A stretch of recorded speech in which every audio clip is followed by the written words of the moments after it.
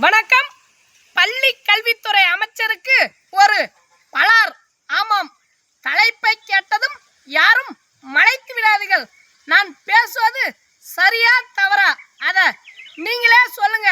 ஆமாம், நேற்று தமிழக முதல்வர் ஜோசப் விஜய் அவர்கள் பிறந்த நாள்.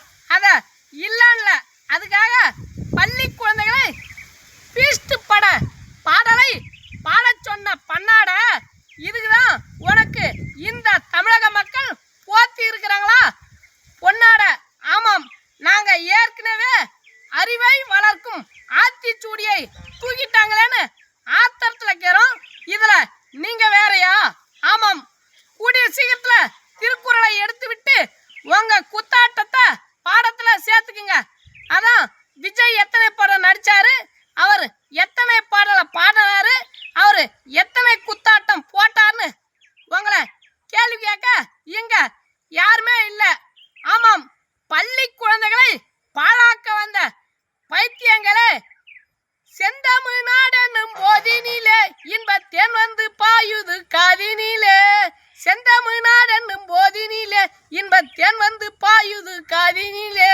எங்கள் தந்தையர் நாடென்ற பேச்சினிலே ஒரு சக்தி பிறக்குது மூச்சினிலே. எங்கள் தந்தையர் நாடென்ற பேச்சினிலே ஒரு சக்தி பிறக்குது மூச்சினிலே என்ற அந்த பாரதியோடைய பாட்டை எடுத்துட்டு, டாடி மம்மி வீட்டில் இல்ல, தட போட யாரும் இல்ல, விளையாடு ஓமாவுள்ள வில்லாடா.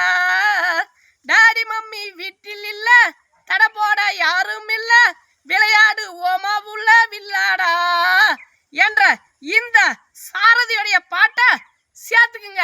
ஆமா, இதுக்குதான் படிச்சவங்கிட்ட நாட்டை கொடுத்தா இந்த நாட்டை பவித்திரமா வச்சிருப்பான். ஆனா நடிச்சவங்கிட்ட நாட்டை கொடுத்தா அவன் நாசமா ஆக்கிடுவான்னு அதுதான் இப்ப நடக்குது. இததான் அப்பவே படிக்காத மேதை கர்ம வீரர் காமராஜ் சொன்னாரு. என்ன தெரியுமா? கூத்தாடிக்கிட்ட நாட்டை கொடுத்தா அவன் கூத்தாகிட்ட கொடுத்துருவான்னு. கூடிய சீத்துல அதான் நடக்க போகுது. இப்படிக்கு இந்த தமிழ்நாட்டின் தமிழன் மானங்கெட்ட தமிழர்கள் வாயை மூடி இருக்கவும். நன்றி, வணக்கம். நம்ம சமூகம் சார்ந்தும் விவசாயம் சார்ந்தும் பேசுறோம். உங்களுக்கு பிடிச்சிருந்தா நம்ம ஊர் நாயகன் யூடியூப் சேனலை சப்ஸ்கிரைப் பண்ணுங்க. எங்களுக்கு கொஞ்சம் ஆதரவு கொடுங்க. நன்றி.